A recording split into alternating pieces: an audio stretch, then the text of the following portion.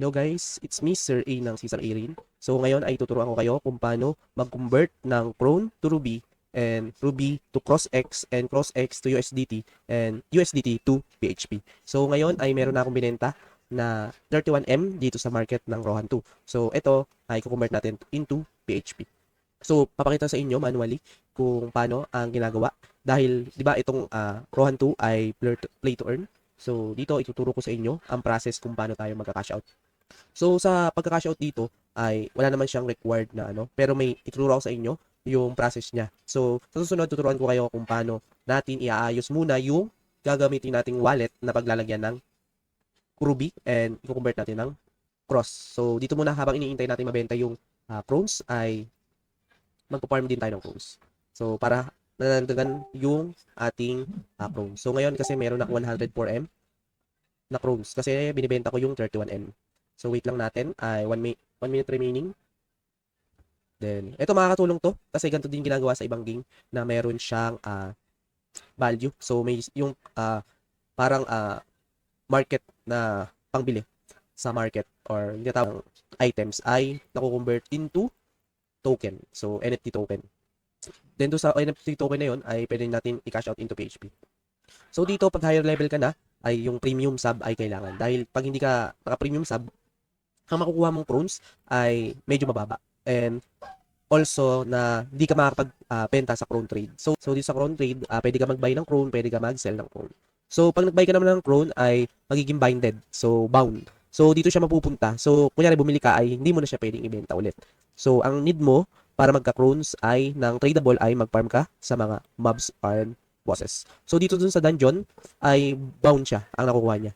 Hindi ka na makakakuha dito ng tradable crones. So, yon ang tips dito sa pag-grind ng Chrome.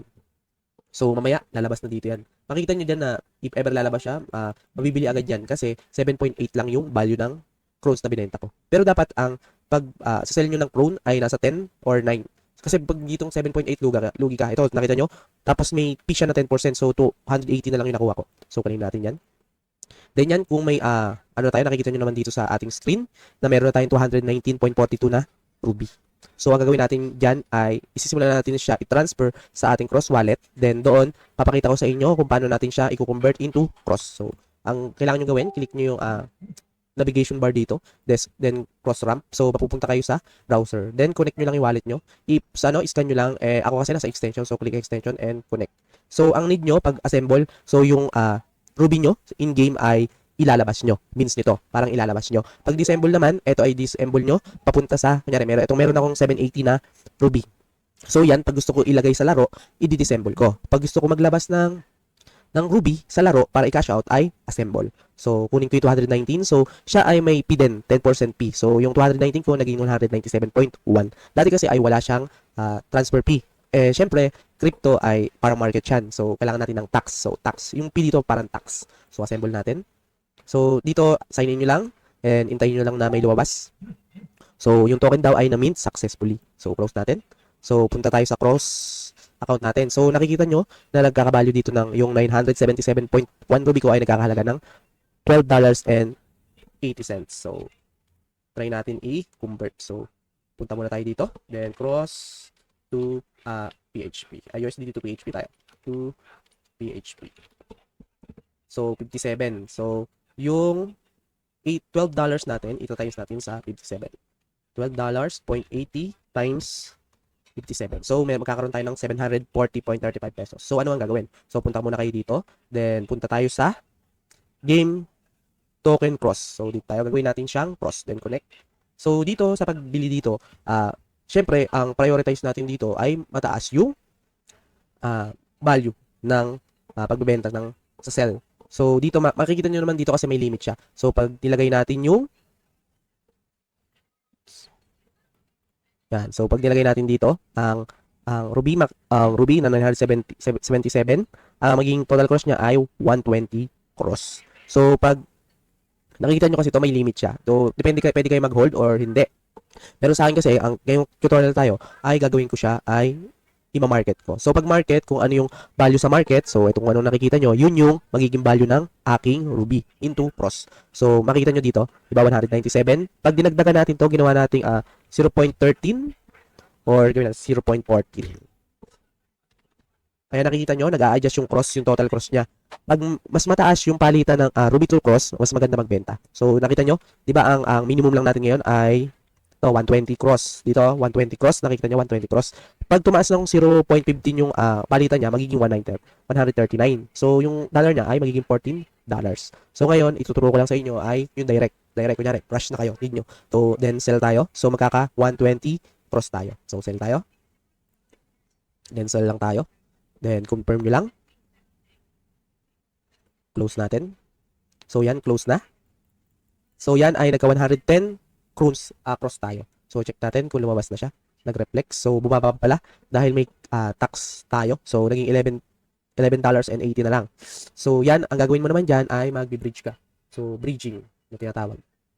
So, ang gagawin natin, i-bridge natin siya from cross token to cross BNB. So, connect lang natin. Then, extension ulit. Then, connect. So, yung 110, gagawin natin 4.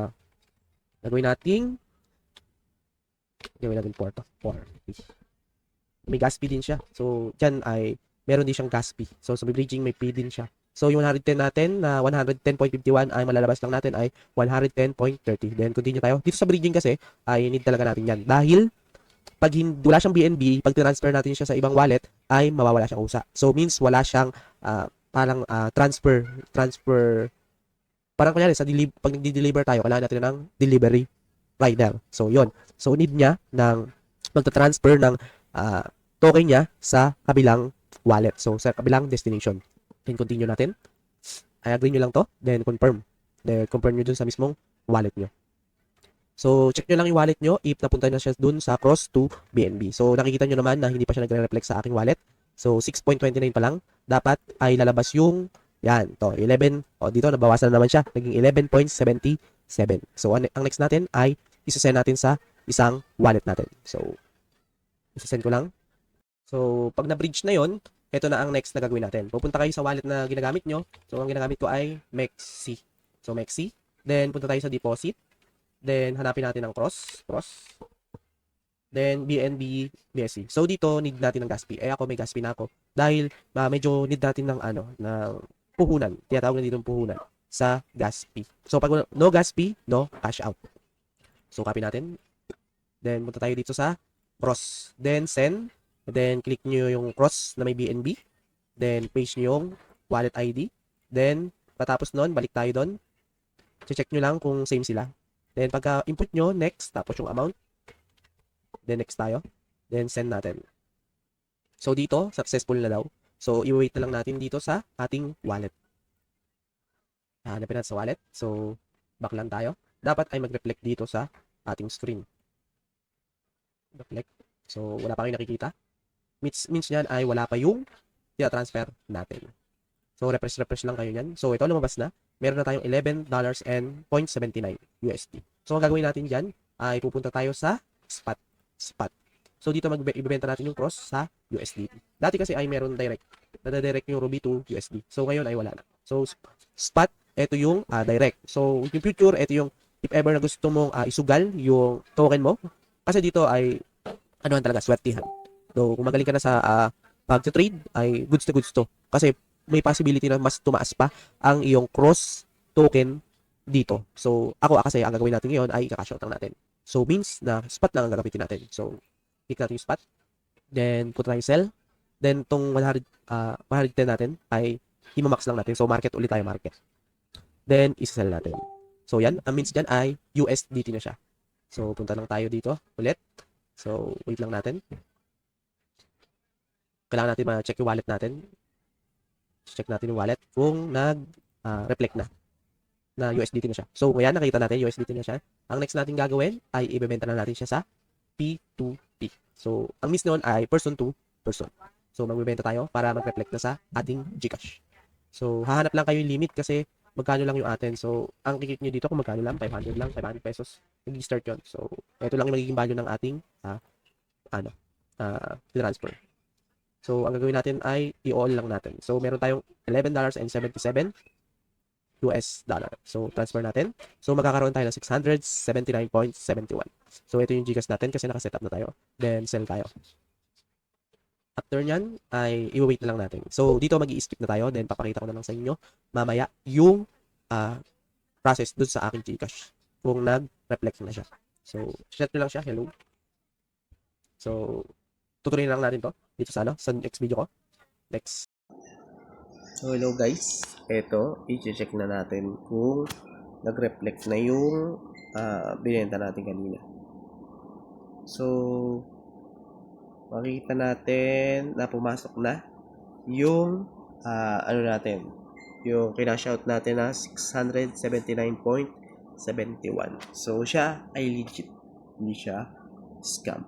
So, ganun lang. Kung gusto nyo turuan ko kayo about Rohan 2, PM nyo lang ako. So, yan guys. If gusto nyo pa matuto about cross, wave, and cross, and also sa mga different games kung paano mag-cash out ng mahaba-haba. Meron naman, pwede ko kayong turuan one by one.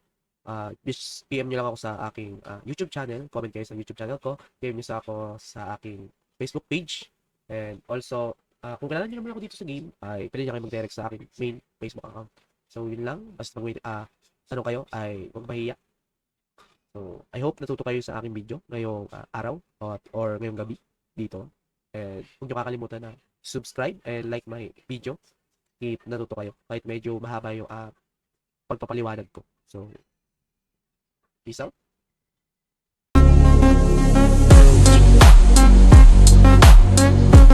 Subscribe to my channel.